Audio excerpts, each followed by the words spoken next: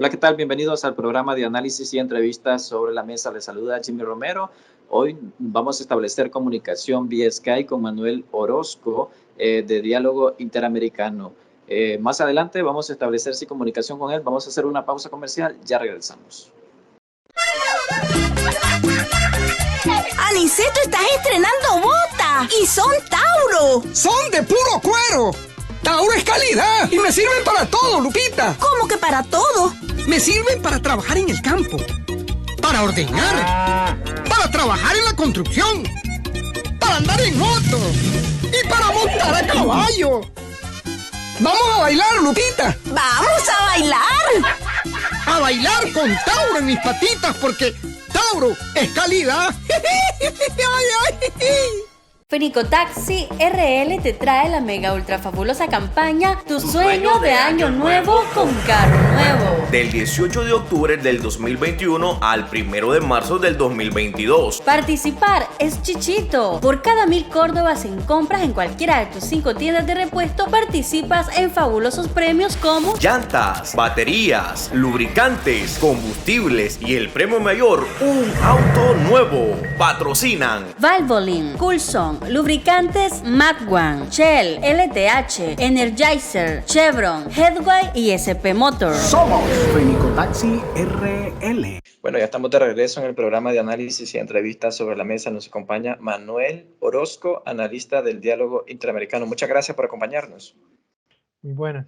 ¿Cuál es el escenario que ustedes pronostican un día después de las elecciones en Nicaragua? Y si esto podría tener alguna repercusión tanto a nivel interno como internacional. Bueno, el escenario principal es en donde la población va a responder ante el fraude electoral que va a salir del país de parte del gobierno y la presión internacional va a crecer. Van a haber sanciones, va a haber una crítica internacional de desconocimiento de las elecciones como ilegítimas frente al fraude que ya estaba prefabricado.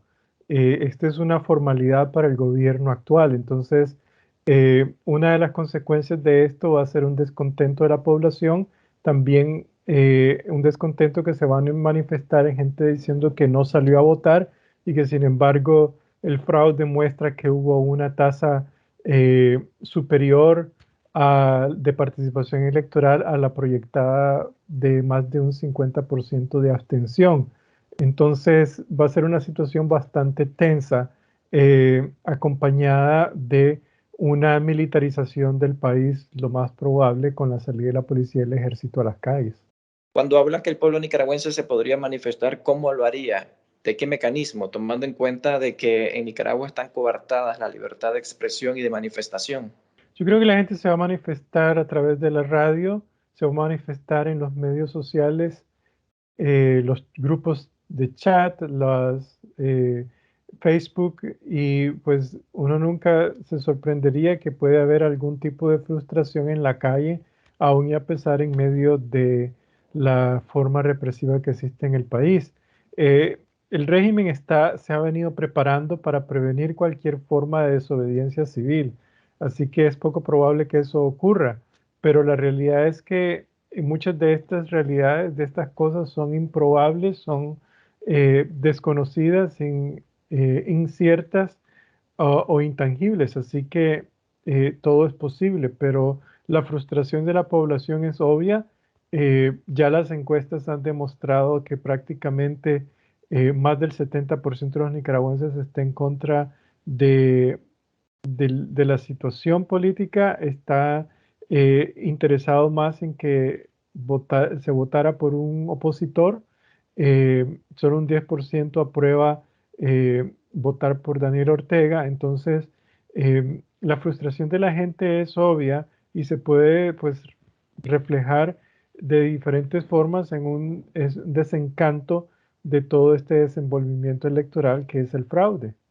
Habló también de sanciones. Estados Unidos, por ejemplo, ¿qué podría seguir aplicándole al gobierno para ejercer presión y que se restablezca la democracia, la institucionalidad y el Estado de Derecho?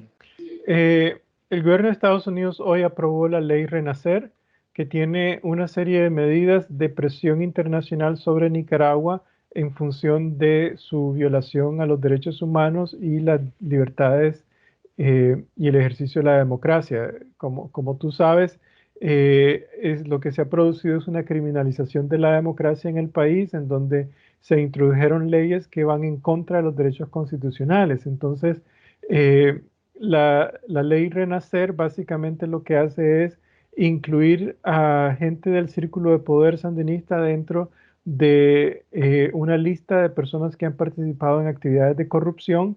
La familia de Daniel Ortega, que ha aprovechado básicamente del Estado para enriquecerse, ya sea en la distribución de gasolina, en las estaciones DIS-Norte, DIS-Sur, en otro tipo de actividades económicas que benefician a la familia y empobrecen al país. También ha levantado una serie de investigaciones sobre la posibilidad de suspender a Nicaragua dentro del acuerdo de libre comercio con Estados Unidos, lo que tendría grandes implicaciones sobre la economía del país por precisamente la forma en cómo hay un abuso de las libertades democráticas en el país.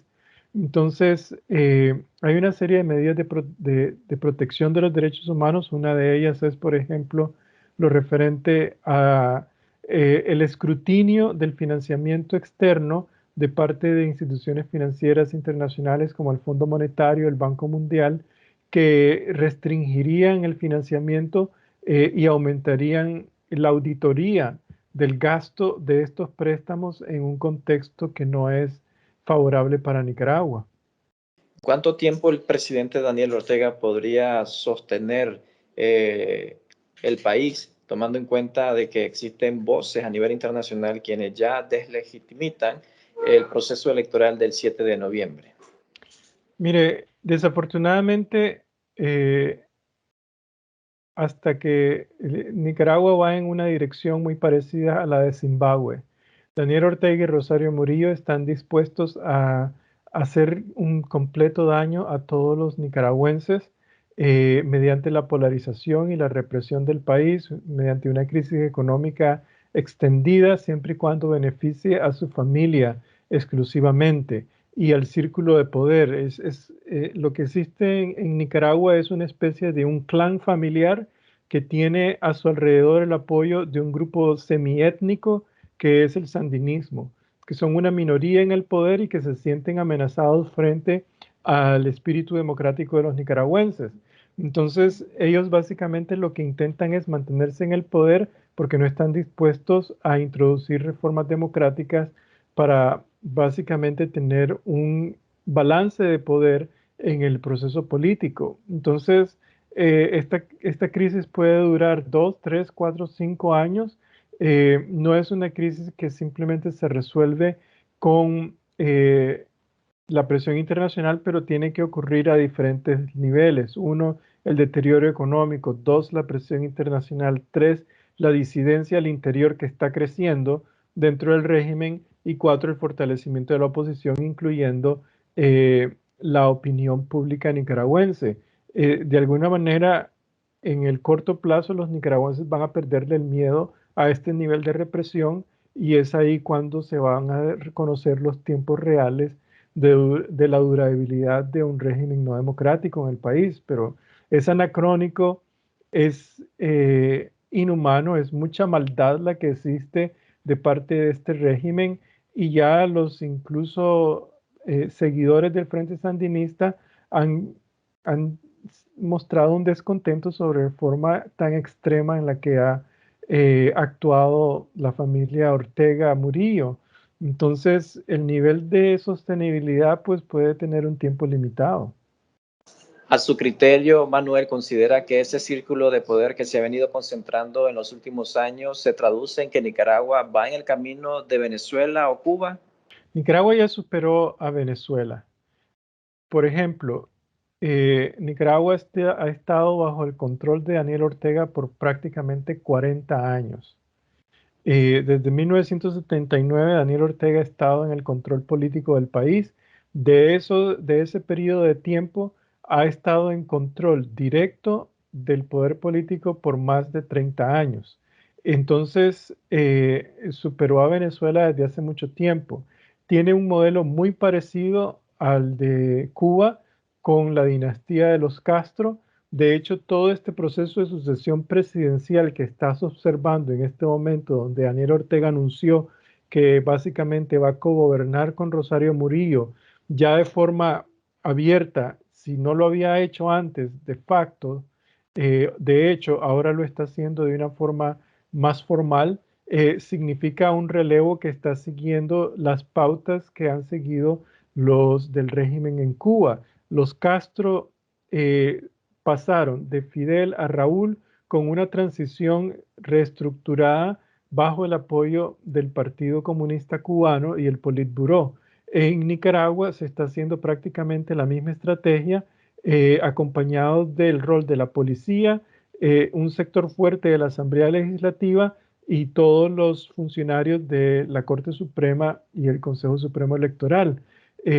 Ellos van a facilitar la transición para que Rosario Murillo asuma el relevo de la misma manera que Raúl Castro le dio su rol a Díaz-Canet en Cuba. Entonces aquí ya Nicaragua superó a Venezuela. Nicaragua está prácticamente siguiendo el modelo cubano desde hace 30 años por lo menos. ¿Y qué tan peligroso podría ser el hecho de que en Centroamérica exista ese tipo de modelo? ¿Cuáles serían las consecuencias en el istmo centroamericano? Bueno, hay muchas consecuencias. Una de ellas es la estabilidad política. Aunque los otros países de Centroamérica tienen sus demonios políticos en la forma de corrupción, de narcotráfico, la alteración del orden constitucional tan sistemática que existe en Nicaragua no es comparable a la de ningún otro país en la región. Todavía existe algún tipo de institucionalidad que el ciudadano centroamericano puede utilizar para enfrentarse ante su régimen político. En Nicaragua eso no existe. Entonces, una de las consecuencias de eso es que la represión y el autoritarismo despiadado que existe en Nicaragua está generando una ola migratoria al sur y al norte. Y ya la gente, por ejemplo, se está yendo a vacunar a Honduras. Eso tiene un peso sobre la situación hondureña. También están saliendo más de 60,000 nicaragüenses este año a Estados Unidos y otros 60,000 a Costa Rica y Panamá. Entonces eso tiene un efecto desestabilizador a nivel regional. La suspensión de Nicaragua en CAFTA va a tener un efecto también en las relaciones comerciales de los otros países de Centroamérica, toda vez que la inversión extranjera va a reducirse y los empresarios centroamericanos no quieren tener un vínculo con el régimen de la dictadura de Ortega cuando saben que sus contrapartes han sido encarceladas. Entonces, desde cualquier forma que lo veas, política, diplomática y económicamente, para Centroamérica y Nicaragua es una mala noticia. Ahorita Honduras formalmente mantiene su apoyo al régimen de Daniel Ortega por proteger a Juan Orlando Hernández, pero esa protección es de corto plazo. Después de las elecciones de noviembre en Honduras, la situación va a cambiar desfavorablemente para Nicaragua, para el régimen de Nicaragua. En Guatemala ya el gobierno actual está reconsiderando su posición frente a la situación política de Nicaragua y entonces Nicaragua va a quedar aislado. Y es lamentable que los nicaragüenses estén pagando el precio que le está cobrando Centroamérica por una factura que va dirigida a la dictadura. Manuel, vamos a hacer una pausa comercial. Al regreso vamos a estar profundizando los impactos económicos que podría tener Nicaragua y también migratorios el hecho de que Estados Unidos suspenda el DR-CAFTA para nuestro país. Hacemos una pausa y ya regresamos. Aniceto, estás estrenando botas y son Tauro. ¡Son de puro cuero! ¡Tauro es calidad! ¡Y me sirven para todo, Lupita! ¿Cómo que para todo? Me sirven para trabajar en el campo, para ordeñar, para trabajar en la construcción, para andar en moto y para montar a caballo. ¡Vamos a bailar, Lupita! ¡Vamos a bailar! ¡A bailar con Tauro en mis patitas porque Tauro es calidad! Fenicotaxi RL te trae la mega ultra fabulosa campaña Tu sueño de año nuevo con carro nuevo. Del 18 de octubre del 2021 al 1 de marzo del 2022. Participar es chichito. Por cada 1000 córdobas en compras en cualquiera de tus 5 tiendas de repuesto, participas en fabulosos premios como llantas, baterías, lubricantes, combustibles y el premio mayor, un auto nuevo. Patrocinan Valvoline, Coulson, Lubricantes Matwan, Shell, LTH, Energizer, Chevron, Headway y SP Motors. Somos Fenicotaxi RL. Estamos de regreso. Manuel, como te estaba mencionando, ¿cuál sería el impacto económico ahora que tendría Nicaragua en cuanto al empleo? Mencionaba también en el tema de la inversión. El hecho de que se estén cuestionando estas elecciones y si el gobierno de Estados Unidos suspende el DR-CAFTA, ¿cuáles serían las implicaciones económicas que tendría? Y esto cómo vendría a retroceder Nicaragua en términos económicos. Mire, Nicaragua no ha crecido sustancialmente desde la crisis política. Este año la estadística macroeconómica es de un crecimiento del 6% en relación con el año pasado. En términos prácticos, el nivel de crecimiento de Nicaragua es equivalente a lo que la economía nicaragüense era en el 2016, 12.000 millones de dólares. Es un país que se ha empobrecido y se ha retrasado por más de 5 años como resultado de la crisis política, de la irresponsabilidad del gobierno nicaragüense. En el 2022, el prospecto económico es el siguiente. El financiamiento externo va a ser menor. Nicaragua había recibido prácticamente el equivalente a un 10% al gasto público en financiamiento, en endeudamiento para cubrir sus gastos nacionales. Es poco probable que el próximo año Nicaragua reciba el equivalente porque ya se ha venido endeudando en cantidades sustanciales de más de 300 millones anuales 2019, 2020, 2021. Su capacidad de pago se va reduciendo. Segundo, el sector privado formal que ha sido estrangulado con un aumento de impuestos este año, la cantidad de impuestos que le han cobrado a las empresas nicaragüenses es exorbitante y básicamente va a generar una salida de muchas empresas del estado formal, no podrán pagar sus impuestos, van a tener que operar informalmente, sus ingresos se van a reducir y eso va a tener un efecto en su capacidad de empleo y la capacidad de consumo de la economía del país. En tercer lugar, en términos prácticos, el comercio exterior de Nicaragua va a estar limitado, ya sea por la suspensión de Nicaragua en CAFTA o por el hecho de que otros países van a aprovechar la crisis política que existe en el país para aumentar su comercio con Estados Unidos y con Europa. Entonces, el crecimiento de Nicaragua va a estar siendo limitado. En este momento los nicaragüenses viven de 7.000 córdobas mensuales. El próximo año, desafortunadamente, yo no veo cómo la economía pueda repuntar en medio de una situación crítica de autoritarismo, de un gobierno ilegítimo y de encarcelamiento de personas a estos números. Lo único que ha resuelto la situación económica de los nicaragüenses ha sido la migración misma. Las remesas han ayudado a los familiares a que se sostengan en medio de esta crisis. Son el único indicador macroeconómico que ha crecido, pero no es autosostenible porque no son todos los que reciben remesas, no son todos los que han migrado, entonces la gente va a seguir emigrando como resultado de la incertidumbre económica en que se encuentra el país. Sin embargo, Manuel, las remesas familiares que han venido creciendo desde el 2018 a la fecha son un arma de doble filo. Por un lado, crecen los ingresos en el PIB de Nicaragua. Sin embargo, se está observando que mayor personas están buscando mejores oportunidades de vida en otros países debido a la crisis sociopolítica. Si eso continúa acentuándose con el escenario de que el país se le suspenda el DR-CAFTA, ¿qué es lo que se vería en cuanto a migración? Más cantidad de personas buscando oportunidades de vida en otros países y la cantidad de empleo, de cuánto como especialista podría predecir que habría en Nicaragua, porque en 3 años se ha dicho que al menos 250.000 empleos se han perdido en el país. Al menos 250.000 empleos se han perdido y por lo menos el próximo año mi proyección es que otros 100.000 nicaragüenses van a salir del país. Y esto, la mayoría, 2/3 de ellos son adultos. Es decir, 70.000 personas de la fuerza laboral de un país de 6,5 millones de habitantes, en donde los adultos son prácticamente alrededor de 4 millones. Es interesante porque, solo como paréntesis, el gobierno dice que registró a 4.7 millones de nicaragüenses. Eso significa que registró a menores de edad para ir a votar.